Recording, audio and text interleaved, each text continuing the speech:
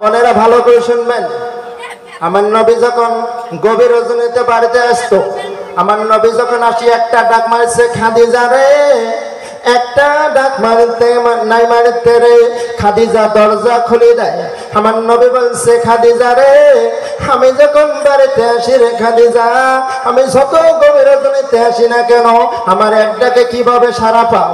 খাদিজা বলছে, নবী গো, ও নবী আমার, আপনি যখন কোন দিকে তফসিরে যান গো নবী, আমি খাদিজা বিছনার মধ্যে পিঠ লাগে দিয়ে দিয়ে ঘুমাই না।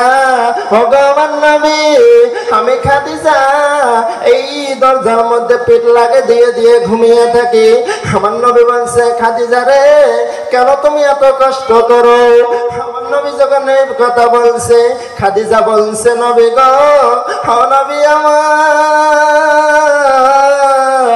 আপনি যখন কোন দিকে তফসিরে যান গো নবী, আপনি যখন আসবেন একটা ডাকে বেশি দুইটা ডাক যদি দেন, আমি খাদিজার ইবাদত আল্লাহ কবুল নাও করতে পারে।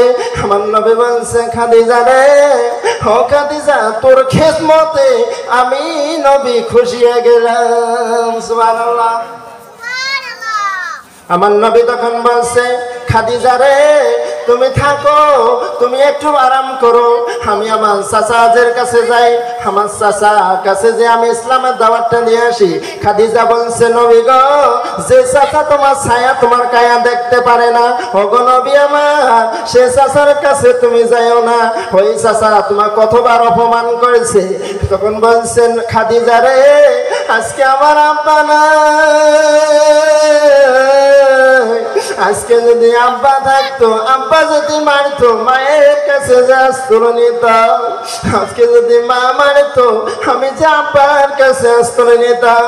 খাদিজা রে, আমার আব্বার মতন চাচা হয় আবু জেহেল। আমার আব্বা আমার চাচার কাছে যে আমি ইসলামের দাওয়াতটা নিয়ে আসি, একটা বার যদি আমার চাচা কলেমাটা পড়ি মুসলমান হয়ে যায়, মক্কা মদিনার মধ্যে আমার আর দুশমন থাকবে না। আমার নবী তখন এই কথা বলে। বিশ্ব নবী তখন চলে গেল আবু জাহলের বাড়িতে। আবু জাহলের বাড়িতে যখন গেছে, আবু জাহলের বাড়িতে যা আবু জাহলের সদর গেট থেকে যা ডাকতেছে, চাচা চাচা চাচা করে ডাকে রে। আবু জেহেল চিনতে পারে নাই এটা সোনার নবী, বিশ্ব নবী। আবু জেহেল চিনতে পারে নাই। আমার নবী ওখানে দাঁড়িয়ে আছে। আবু জেহেল আসলো, আসে সদর গেটটা খুলিয়ে দিয়ে দেখলো রে, আমার বিশ্ব নবী ওখানে দাঁড়িয়ে আছে। ডাক দিয়ে বলছে, মোহাম্মদ রে, তুমি কেন এত রাত্রি আমার আরামের ঘুমটা ভাঙলি? বলছে, চাচা আমি তোমার কাছে আসলাম ইসলামের দাওয়াতটা দিতে। আবু জেহেল বলছে, মোহাম্মদ রে, দাঁড়া দাঁড়াও, আমি তোর হাদিসকে কলেমা পড়ে নেব। আবু জেহেল এই কথা বলে চলে গেল ঘরের ভিতরে। ঘরের ভিতরে যে তার শীতন থেকে নালবন্যা চাবুকটি নিয়ে আসলো। তার শীতন থেকে নালবন্যা চাবুকটা নিয়ে আমার নবীর সামনে দাঁড়ালো। আমার নবী বলছে, চাচা, ও চাচা, আজকে তো ইসলাম গ্রহণ করতে চালি, চাচা কলেমাটা পড়িয়ে নাও। নিষ্ঠুর আবু জেহেল বলল, মোহাম্মদ রে, দাঁড়াও, আজকে তোর হাতে জরমের কলেমাটা পড়ে নিতেছি।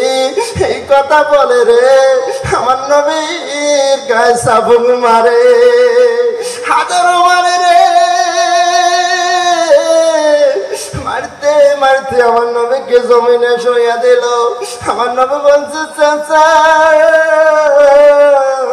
আর মারবেন না, আমি আর সহ্য করতে পারি না চাচা।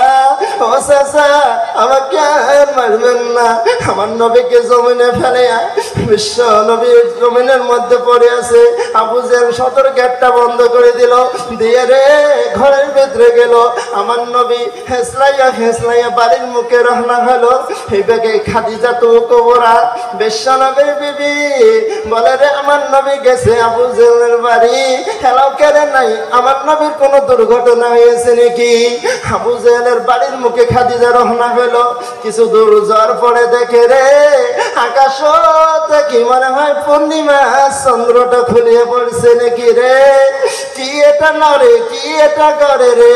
খাদিজা আস্তে আস্তে আস্তে আগে যা দেখে রে, আমার সোনার নবী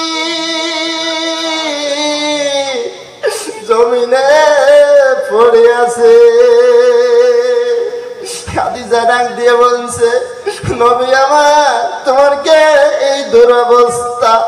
আমার নবী বলছে, খাদিজা রে, তুমি তো আমাকে তুমি বাড়ি পর্যন্ত নিয়ে যাও, ব্যবস্থা করো।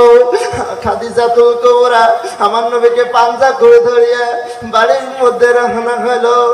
বন্ধুরে, আমার নবী এত কষ্ট করছে রে, তবু ইসলাম আনছে গো। আজকে সে নবীরে আমরা চিনতে পারি না রে যুবক। হ্যাঁ বন্ধু, আমি তোমাকে কিছু বলতে চাই।